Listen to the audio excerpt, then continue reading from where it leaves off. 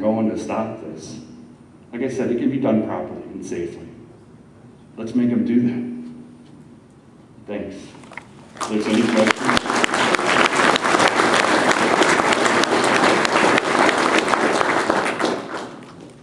Mark? Yes, sir. Okay, I'm sorry. Mark, what do you suppose the depreciation of your property has become? Great question. I actually went to see the, what do you call the tax guy? The auditor, thank you. I actually went to see him at the fair in 2008 when this happened to me. And I told him about my problem. And I told him, I go, would you want to buy my house? I go, what do you think my house is worth right now? It's a bomb waiting to go off. I mean, Columbia Gas actually shut off their supply to my house, saying my house was a bomb waiting to go off. And until I got a different water source, they weren't going to provide me with gas. And needless to say, they did this just as winter was starting to end. And then, you know, it always comes right back at you, the cold weather. And 2 days later, we're in freezing cold weather. I had to get this big plastic tank outside, have it filled with water to feed our house and our neighbor's house. Well, needless to say, the pipelines, the hoses froze up because it's just garden hoses feeding both our houses. So what would you pay for my house?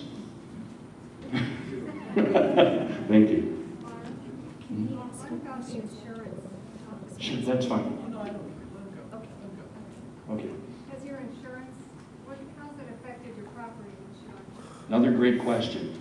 Our insurance, our property insurance, they wouldn't cover the damage that was done because they called it, it was something to do with the formation of the ground that caused the problem. I'm thinking, well, my well's attached to my house, so I'm covered. Well, no. If we had earthquake insurance, it would be covered. I do have it now. And I would strongly recommend anybody who knows anything about wells, if they're going to be drilling near you, get it. What do the park districts say about your property? They're really nice.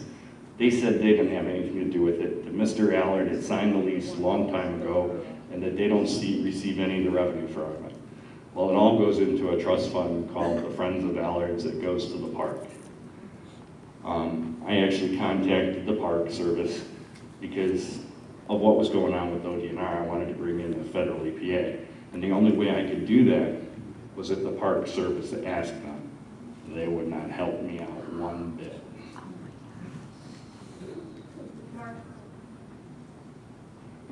This gentleman here?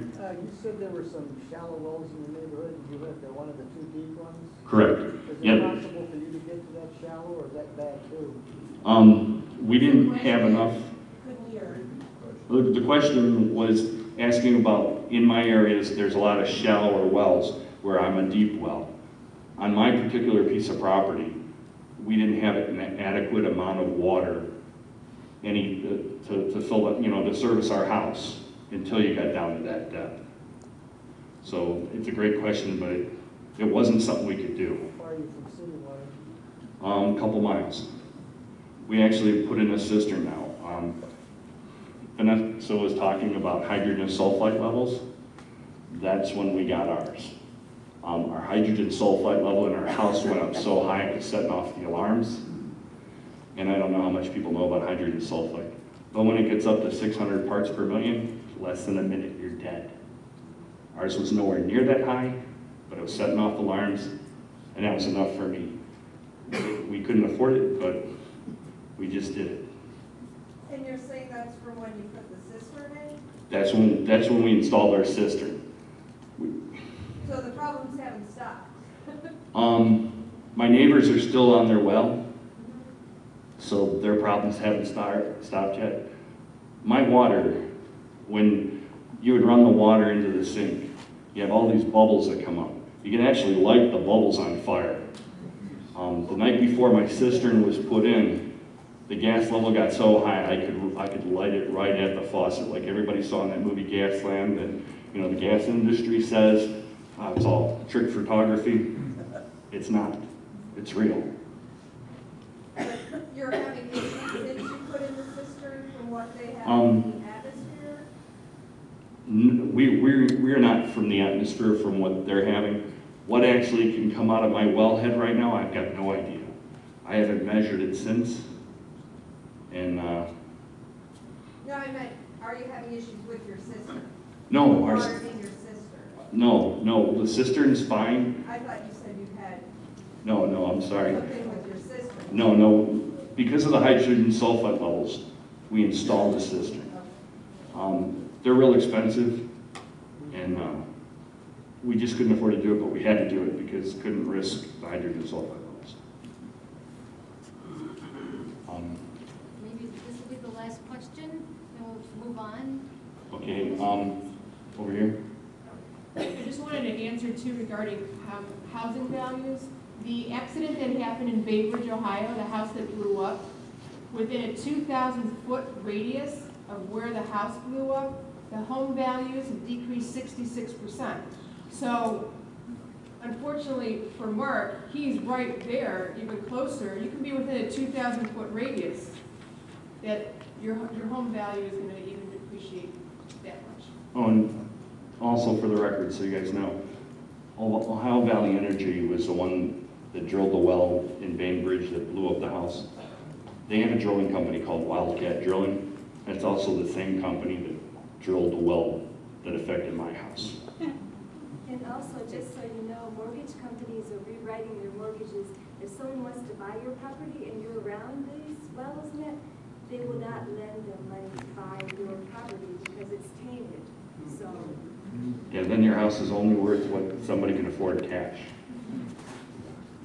Mark, I have one more quick comment. I was at a Farm Bureau meeting a week ago today, and they got a more perspective of what you could get for your lease, which some Ohio acreage is going for $4,800 an acre now.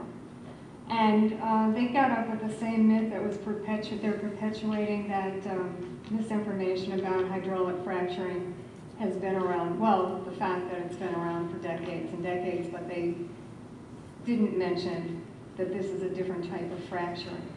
And then they went on to say that there had been no reported cases of any contamination in Ohio, so I brought up your situation. And someone else jumped up and said, well, that was from the processed water, the produced water in the ground. And so what I want to say is Medina County Farm Bureau is having a meeting. I don't have the details. Thursday, the 29th of September. I don't know if you have to be a member, but you can call and find out, and then, give some factual information, because farmers there, a lot of them have signed leases already, and they're kind of encouraging them to hold off until you can get more money. The other thing is they did take a stand at the state level that they want safety, health and safety in place, so they are standing on that side.